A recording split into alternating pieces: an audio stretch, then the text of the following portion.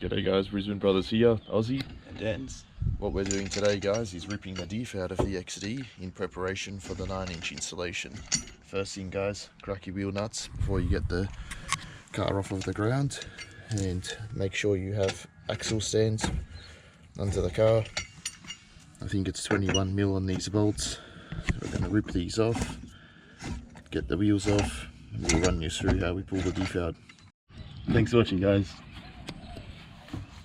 Awesome. Alright, so what you want to do guys is get in with the spray. First thing we're going to do is open the boot and remove the shock absorber bolts, upper and lower. Then we're going to remove the sway bar link pins, and while that's happening we're going to spray some spray on the bottom of these U-bolts here. You know the best spot to come in? From the top of the U-bolts. Let it soak down the thread there, right here guys. Yeah. Oh yeah. And then it soaks down in there as well.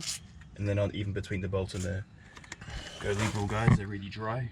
Perfect. See it soaking down? Yep. Beautiful. Beautiful. Sweet. Alright guys, the next thing we're going to do with a pipe wrench or a flare nut spanner 3/8 is we're going to come under here. We're going to disconnect this main brake line that goes up to the Diff. So we'll get that on and crack it. And the reason you use this is it never rounds them off. Did you see how easy that was? Right. Once you get the brake line undone guys, there's a bracket here that goes onto this bracket on the main body. So you've got to get lock jaws onto it and pull. Bracket off. See that clip? Right, now that that clip's off, this will come out of here and we're on to the next thing. Thanks guys. Alright guys, undo these U-bolts here, 11/16s. The trick is, put the socket on first, because if you have it clipped onto the wrench, it won't allow it to go deep enough. You can actually get it on and then just have the wrench just in the back there. And you'd prefer it to be solid connection on the bolt, and the connection here of hardened steel in the tooling will be better, so that once you've cracked it guys, it'll work down, and obviously the socket will eventually clip on, but clip it on to the bolt first, you get it on deeper, and then just push that in the back as far as it'll go, and you should have enough to drive it. Awesome tip. Alright, the next thing to disconnect is this vacuum breather line here that goes through the body. They're normally ripped anyway, so we'll just rip that off.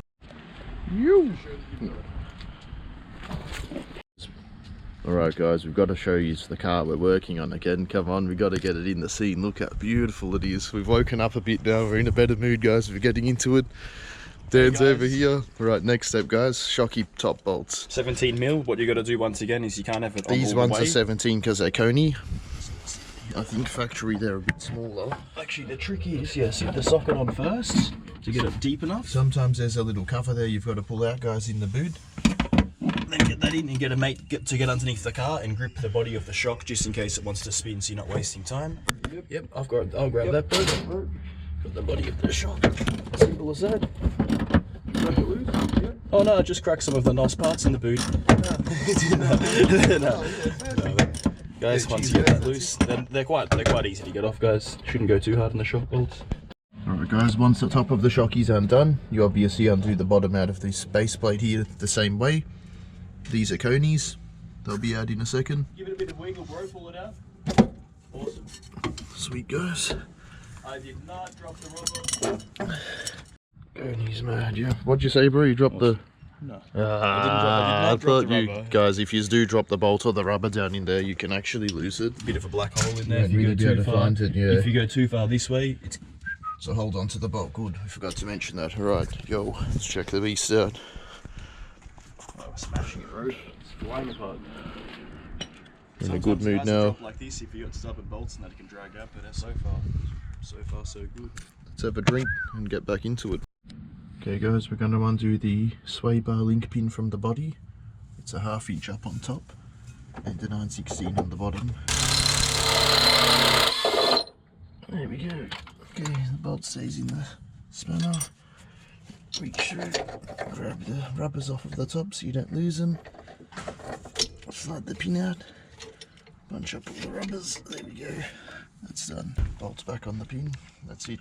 Pin's out. Beautiful. Dan's has already ripped the U-bolts out on the other side of the car. He's just been going full ham, which is awesome. We've got these two to go now. Then we're going to have to free up the handbrake cable, which we're going to be converting it to disc brake, so we're going to undo all the clips under the body and get this whole piece out in one go. Right, cheers guys.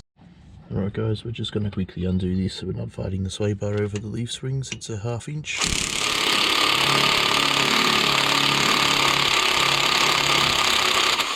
One on this side, one on the other side, and then the way that bracket works is it just slots in. You can just pull it out off of itself. Alright guys, now the other side, 1/2 inch once again. Once that's out, what you do is you grab the sway bar and you pull it forward, and those two little hooks just drop it. Sweet. Normally guys, you undo the cable right up the front of the car here, but we've already undone that when we removed the engine if you watch our other video. So since the cable is actually undone now, the next thing to do is to pull this out of the body. It should just come out if you give it a bit of a jerk. There'll be a clip over there. There'll be a clip on the back of that steel line, and then there's a couple of steel lines up under the body here at the back there and over there on the other side. So we've got 1, 2, 3, 4 clips, and this thing, I'll rip that out, and then the diff's ready to come out. Yup. Alright, so this clip here, my trick is to grab the cable on each side and to just pull it out like that. Alright guys, so this is the clip here on the body. There's one here, there's one here, there's one up the back there, and there's one over on the other side. Now my trick is to come in with a flat pointy screwdriver in between the clip here and to lever it off like this. Lever. Now you don't want to break the cable. You go back and forth. There we go guys, that's one clip off. Alright guys, the next clip's here and it's not in the right spot, so you want to try and swivel it around on that groove that it's in and line up that round bit with the other flat bit there, so around and around. You want to get this pointing where that slot is. Get it pointing where that slot is there like that. Alrighty, now this is the next one. Come through gently. Don't want to break the cable, but you do want to get it off. Now when I come through the back like that and I get a gap, I'll come through the front and then straight off. That's how I normally do them. Should be enough slack on the cable. You pull that through the slot like that. Back over here goes this one too, same thing, through the cable through the slot. There's another one of these guys here, so I'll try and set this up hopefully where you will see. Hand on each side, out of the body like that. And then there's a couple of clips at the back.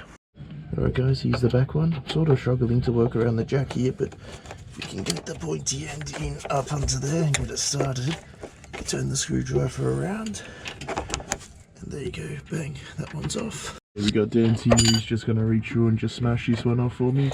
See guys, you get it started like that, then you reach through and just leave it off. Beautiful. Don't go too hard on it guys, that's not the technique. Alright guys, you got to reach up here, pull it out of the body, there'll be a groove there, like that. See, cables out. Alright guys, we're at the tail end. What we're going to do as a safety precaution is just quickly remove this bump stop because we're leaving the springs in for today and just pulling the diff out.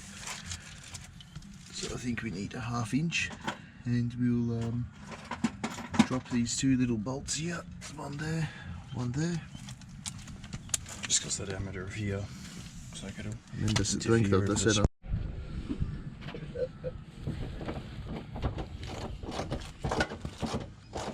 Almost the money shot guys. I'm gonna pull the diff from here straight out. Hopefully the camera can catch it where it's set up.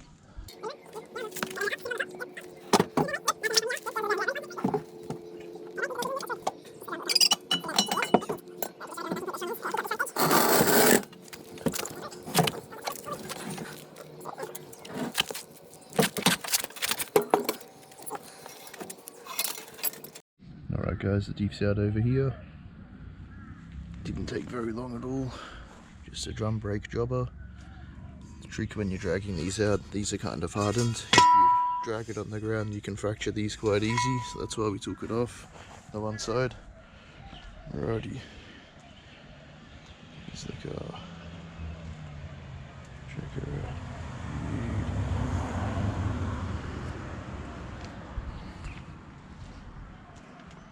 Alright, Diff's how it goes. Smash it.